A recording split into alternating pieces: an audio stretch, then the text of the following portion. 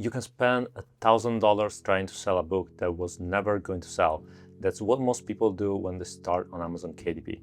They pour money into ads, into keyword research tools, into paying for reviews, all to push a book they've never once tested on a real audience. When you're starting from zero, that's the fastest way to quit before you've begun. So I want to start somewhere completely different, from zero, the way you're actually starting. No audience, no list, no ad budget. I'm going to show you how I'd make my first $500 a month from a single book. I'm picking that number on purpose because the first 500 is the result that proves you can do this at all, and once it works, it's chaos. I've earned over $180,000 from one book, and I'll show you the real numbers later. Right now, I want to give you the path I'd actually follow if I had to begin again today. Here's what $500 a month actually means and why I keep coming back to it.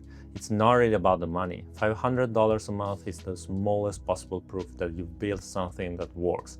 A system. You found a real problem, you made a book that solves it, and you got in front of enough of the right people that some of them paid you for it. Once that machine is running, scaling it is just doing more of what already works. That's why the first 500 is harder to reach than the second and the fifth and the 50th. The first one is the one where you're proving the whole thing is real. Everything in this video is built to get you to that proof as cheaply and as quickly as possible, because once you have it, you stop guessing and you start building. So why books and why Amazon? People have been buying books to solve their problems for centuries.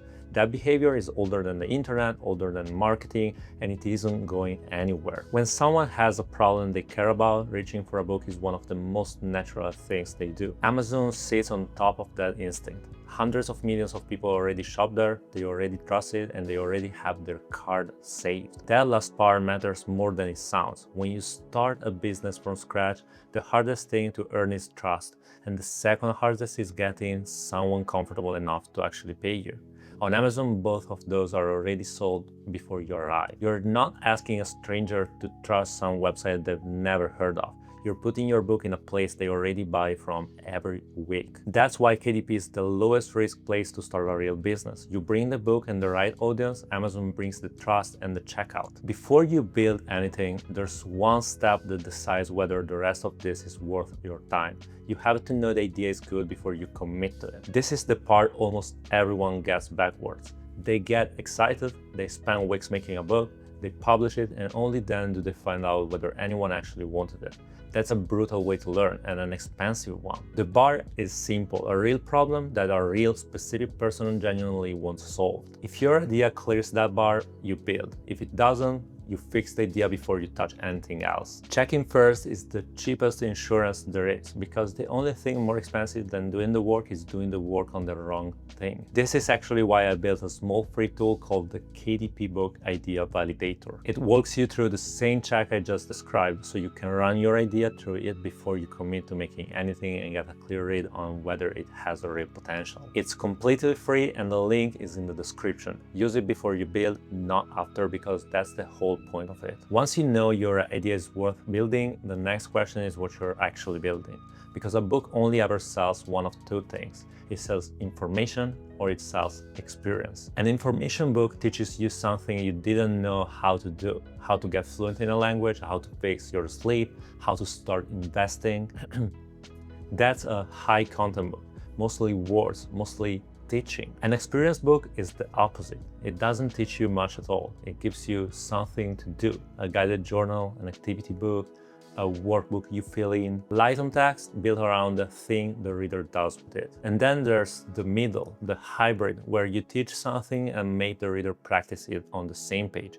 A workbook that explains the method and then has you apply it right there. Information on one side, experience on the other, and the best products often blend the two. But here's the part most people skip. Whichever one you're making, it has to start from that same real problem, not a topic you find interesting, a problem a specific person actually has and actually wants gone. Let me give you two of my own books so we are on the same page. one each time. The first sells an experience. It's a book for couples, full of date ideas, built around a problem almost every long-term couple runs into. You've been together a few years and slowly everything turns into the same loop. Netflix on the couch, the same restaurant, the same weekend. The spark fades, not because anything's wrong, but because you stop doing anything new together. That's the problem. The book gives couples a way out of the loop, something to actually do together. It's sold extremely well for 3 years now, and I'll show you exactly how well later in the video. The second book sells information. I made it with my best friend Luca, who's an English teacher, and it solves one specific problem. You're not a native English speaker and you can't seem to get fluent no matter how much you study. Luca's method teaches you how.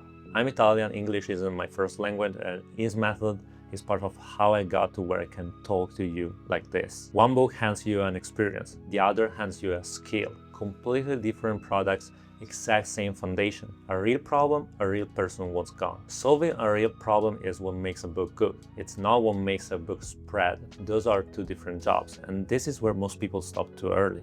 They make something genuinely useful and then wonder why nobody's talking about it. What makes a book spread is a unique angle, one feature that makes it different enough that people notice it and tell other people about it. My couples book wasn't the first book of date ideas. What made it take off was a simple twist.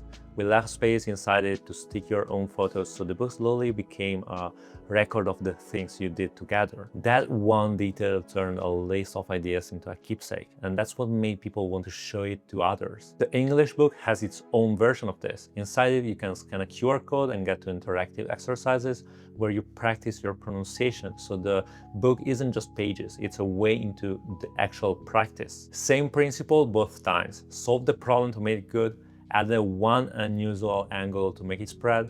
You need both, and the angle is the part almost everyone forgets. So you've got a good book with a real angle. Now the question that decides everything: how does anyone find it? This is where I put all of my energy, and I put it into one thing: content marketing, starting with TikTok. If TikTok is banned where you live, there are ways around it, or you start on Instagram instead. The platform matters less than the principle, and the principle is the same everywhere. Every video you make leads with the problem your book solves. Not the book, the problem.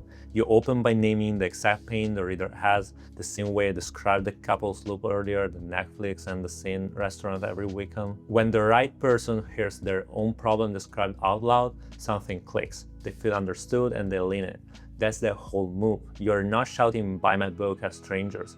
You're describing a problem so precisely that the people who have it can scroll past. And here's the advantage that the ads and keyword crowd never gets. In a video, the viewer can see inside your book before they spend a cent.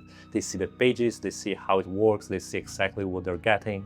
The trust is built before they ever click. Then they land on Amazon, where they already know they can get a refund if it's not right, and that's a second layer of trust on top. This is why you don't need to pay for reviews the way I mentioned at the start. The content does the job reviews are supposed to do, and it does it better. Most people believe you need a video to blow up to make any real money. Here's why that's wrong with the actual numbers. You can hit $500 a month without a single video going viral, and I'll prove it right now. Picture the routine. You make 3 short videos a day, each takes about 10 minutes, so half an hour of work daily. That's 90 videos a month. Now let's assume the worst, that no one of them takes off. Videos like these, even when nothing goes viral, tend to land between 500 and 1,000 views each on a decent month. Take the middle, multiply across 90 videos, and you've reached around 75,000 people. Quietly, with no hit, just by showing up. Here's where it turns into money. If each sale earns you about $7, you need 70 sales to reach $500. 70 buyers out of 75,000 viewers. That is less than 1/10 of 1%. 99.9% of the people who see your videos can scroll right past, and the tiny fraction stop, the ones who actually have the problem you're describing, are enough to get you there. No luck required, just a real problem, a real book, and the patience to keep posting. And remember, this is the worst case, the version where nothing ever goes viral. Everything I just walked you through was the worst case. 90 boring videos, nothing going viral, 70 saves. That's the floor. Now let me show you what the ceiling looks like, because I've been living in the space above that floor for 3 years. That couple's book I told you about, the one with the photo space, it's made over $180,000 from one book, not a catalog of hundreds of titles.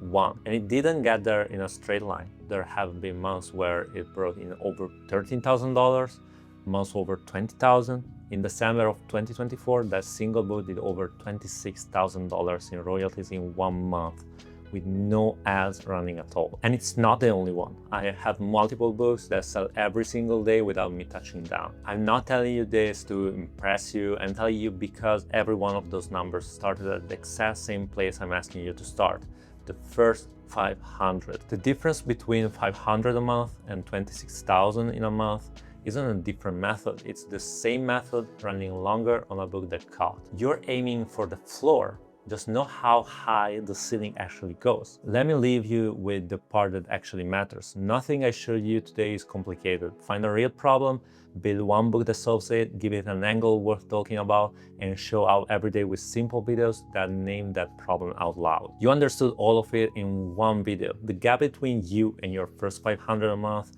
was never knowledge, it's whether you go and do it. That's the honest truth of this whole thing. The people who get there aren't smarter, they just started and kept going while everyone else kept looking for a shortcut. If you want me to walk you through the content side in real depth, how I actually made the videos that sell books for me every single day, that's what my course Content Marketing for Self-Publishers is for. It's less than the price of a dinner out, and the link's in the description if you're serious about it. Either way, you've got everything you need to begin right now. So go find the problem and start. Thank you for watching this all the way through, and I see you in the next one. Bye.